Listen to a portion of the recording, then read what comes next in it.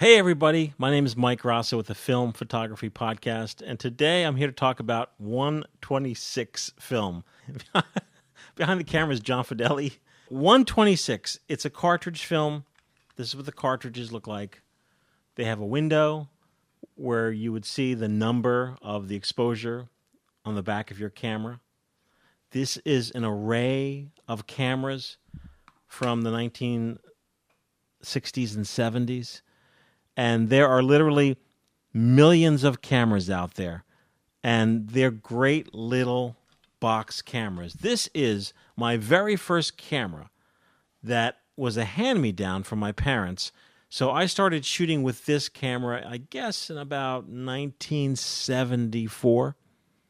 This camera went with me to the 1974 Famous Monsters Convention in New York City. No, I kid you not. John's laughing.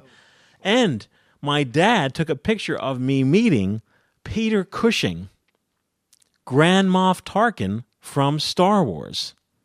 And this was all shot on 126 film. So this format is near and dear to my heart, and it's really a lot of fun, and some cameras are really good. One of the best cameras ever made was the Kodak Instamatic 100 camera. And there was a whole series of cameras that were very similar to this one. The very early ones had a little raising tomb. Watch this.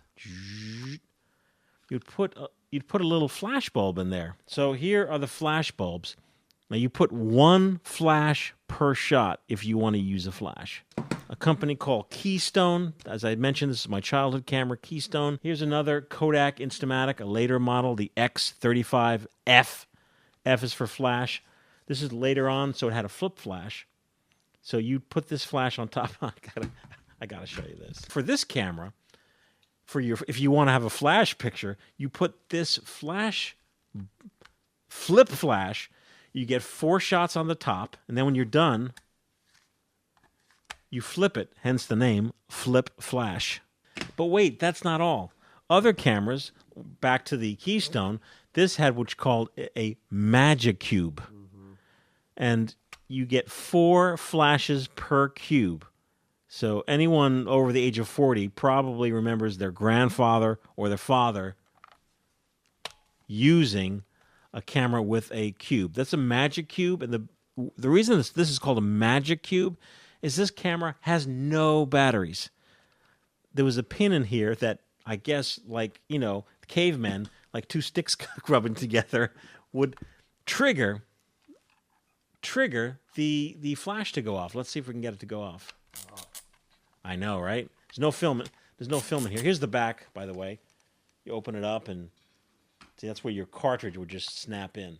This was the first cartridge format invented by Kodak. Before this, folks had to use old-fashioned roll film in a camera. So this is really revolutionary.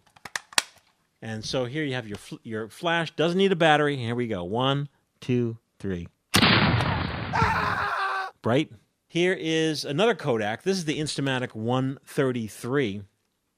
This does take batteries. Look at this. It's like a little secret compartment, and in there is like a little button cell. This is the Kodak Instamatic 133. Now, I guarantee you, if you go to the kind folks at batterymart.com, I bet you can find a replacement. I don't know for sure. This is called a blue dot flash cube. Check this out. Look at that. There's no battery, so it's not going to fire. If you're buying on eBay, so many families, are getting rid of they just want to get rid of their stuff. And many of them come in the original boxes, which is, a lot of people like to collect these. I mean, they're pretty cool. The big question of the day is, how do I shoot with this camera? Because the film is no longer made. In the early 1990s, Kodak and Fuji discontinued 126 film. Other companies continued to make it into the early 2000s, but now it is gone. So what do? You go on eBay and you buy an old cartridge of film. And very simply, you take the cartridge, you use 35 millimeter film in the 126. So here's a roll of 35. So you will need a dark room or what's known as a changing bag. That's a bag where you put your hands in and it's dark inside and you could you get a roll of film on the eBay, and if it's really old, I wouldn't even bother shooting with it because you want to shoot nice, fresh film. And you literally, with your hands and you rock it back and forth. This is already busted. I already busted it. But you'd rock back and forth and break the seams. And then with a very fine screwdriver, be careful, you open up your cartridge, and in here will be your film and your backing paper. Now, as you can see, there's no film in here because I've already reused this. But the beautiful thing about this is that you have your numbers so that once you put this back together, you can see the number of exposures, your frame in the back window. So this is method number 1. And what you would do is, sadly, in the dark, you take your roll of film and use 100 ISO film or 200 ISO film because that's what these cameras were designed to shoot. If you do anything higher, like a 400 ISO film, you may overexpose your film.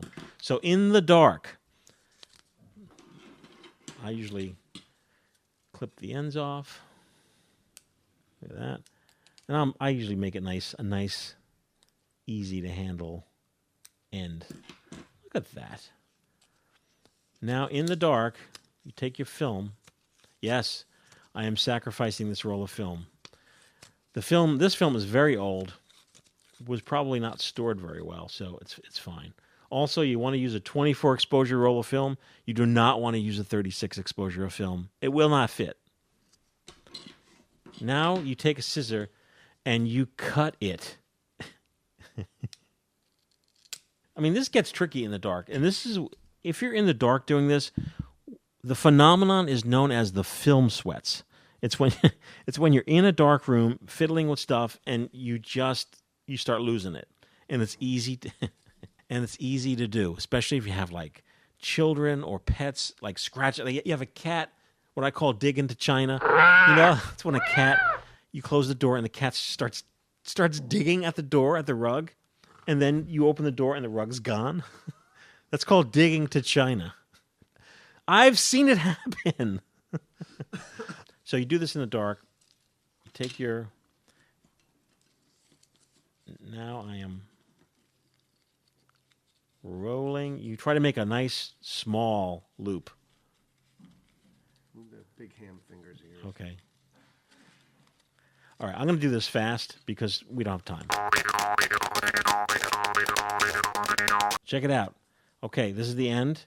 As you can see, this is a 126 or 20 exposure rolls. Some were 24. So if you have any extra film, you just cut it. Okay. So now you take the roll and you roll it so that the film is in the take up. Good. That's great. Now you put this in there like that, and then you put your film. Try to make this loop on the film as tight as humanly possible so that it fits. You stick that in there. Look at that. That's it. This is the take-up spool. You can always know if you forget which side's which. See, this is going to be in your camera, and your camera's going to pull at this, and that's going to be your take-up. So, terrific.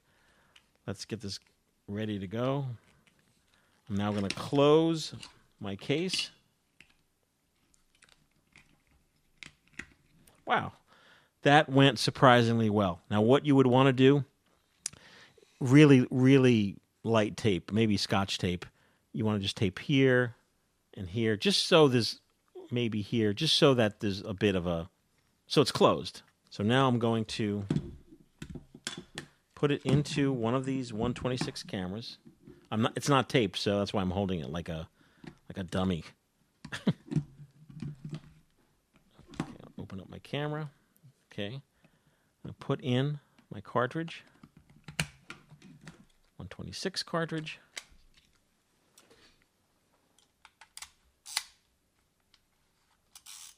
Oh, check it out. See that advancing? Number one. Number one! Now your first exposure is in the camera, and you can go out and shoot. Flash cube inside, outside, don't need. Great. Now this is where the problems may arise, because the sprockets are different on 35 than they are on the original 126 film. So let's see. Let's go to number 2. Oh, wow, that worked really well. So this particular roll, this particular camera, the Instamatic 133, is working beautifully, and I know why. It's working beautifully because of the backing paper. The backing paper is sprocketed perfectly for this camera. So there are holes in the backing paper. We're gonna open it up right now. I'm gonna show you. This is going much better than I thought it would. Open it up. Up. You see that? That's the sprockets on the backing paper. That's why this went so well. So that's it for this particular video. I'm going to do another video talking about the Facmatic adapter. I know. The Facmatic adapter that you can also use. But today we talked about using 35 millimeter in an old 126 cartridge using the backing paper, and I'm thrilled. It worked beautifully. And of course, when you're done, don't send this to your photo finisher. Don't send this away, because this is what is valuable. This case, you go back into the darkroom or back into your hands back into the black bag, and you get a piece of tape. You go in the dark. You're finished with your film.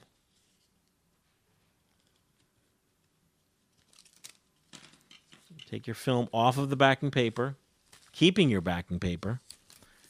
Remember, in the dark. I know I keep saying it. I know, Mike, we know. In the dark. You get your end with a piece of tape. Oh, I do have a piece of tape.